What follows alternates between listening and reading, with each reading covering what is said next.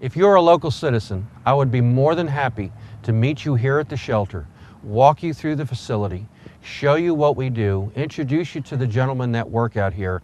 I think you'd be surprised, if you've never been here before, how really clean it is, how professional they do try to maintain the place, how well the animals are taken care of. Give me a call down at the police department, 878-1638.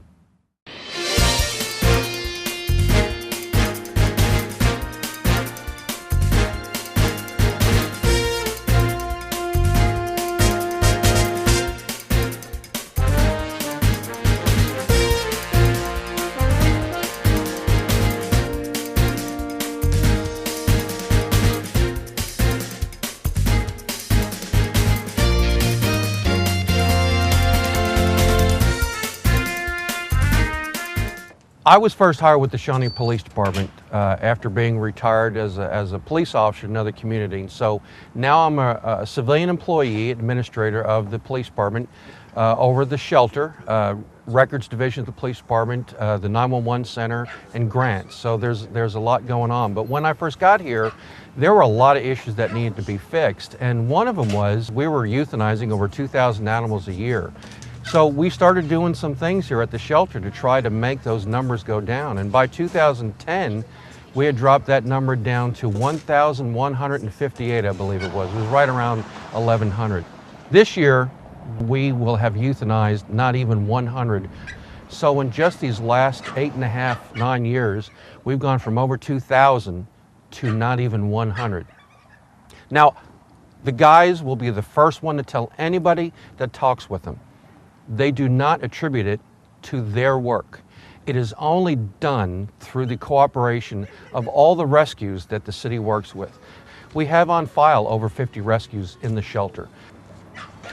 We could not operate without rescues coming and getting those animals out. You'd be surprised we don't really have as many reclaims as you would think. So there are a lot of dogs and cats that are out roaming around that there are no owners. Now it's less than what it used to be, but there still are those poor animals that are just left to fend for themselves, and they walk up to kids at the bus stop, and people call the animal control officers to come and get them. And that's their job, and that's what they do, and then we have them in the shelter.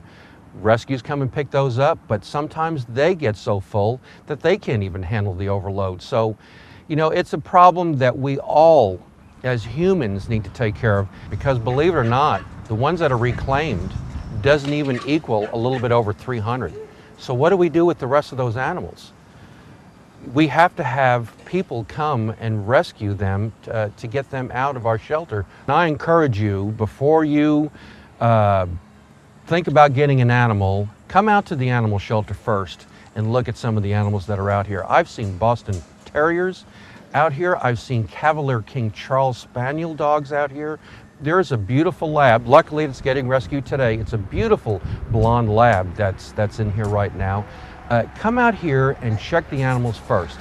And the little dog behind me that you see, that's a cute little dog. And you know, walking him out here, he's just wanting to play, but he's in jail because someone didn't take care of him. So come down here and adopt him, and adopt all the other animals that are in there. A lot of them are really, really good. The animal control officers recently were given a net gun by ARC of Shawnee, which is one of our local organizations that helps the shelter, and that was one way that they did. They bought a net gun that was about $800, if not more, because the animal control officers, when they go out and they find a small dog running at large and they can't catch it, they have dart guns. And using a dart gun on a bigger dog to catch it is a lot easier than on a smaller dog. Now, first you might ask, why do you have to dart them even to begin with? Think about this.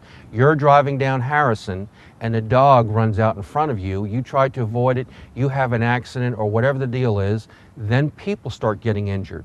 So their job as a public safety entity is to protect all of us, and that's one of the things they have to do to make sure we don't get hurt. So they have to capture these dogs. But they don't want to dart a small dog because it's a dart going into a smaller body. So ARC realized this, so they bought the guys a net gun. And they get as close as they possibly can to the animal, and they net it. and then there's nothing intrusive into the body of the dog. Hopefully the dog then kind of wraps itself up in the net, and then they go walk up to the dog and they get it and they put it inside of their truck and bring it back down to the shelter in hopes that they can get a hold of an owner or that a rescue will come and get it. They make a big effort in trying to get the animals out of there if at all possible. When we get a dog, the first thing they do is they put it on the internet so that it can be rescued, or that you as an owner can see that your dog's down here.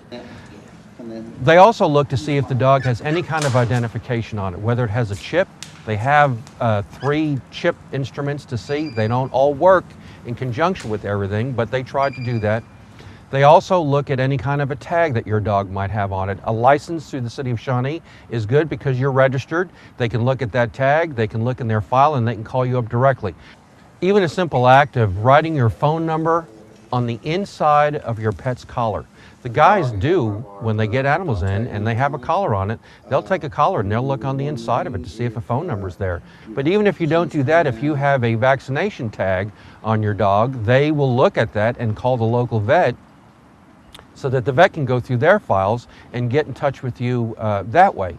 Then if none of that works, then what they do is they'll call a rescue and they'll say, we have this particular dog, do you want it? Do you want to come and get it? So the Shawnee Animal Control officers make every effort to get every animal out of this shelter in good shape. So they call everybody and anybody to do it that way first.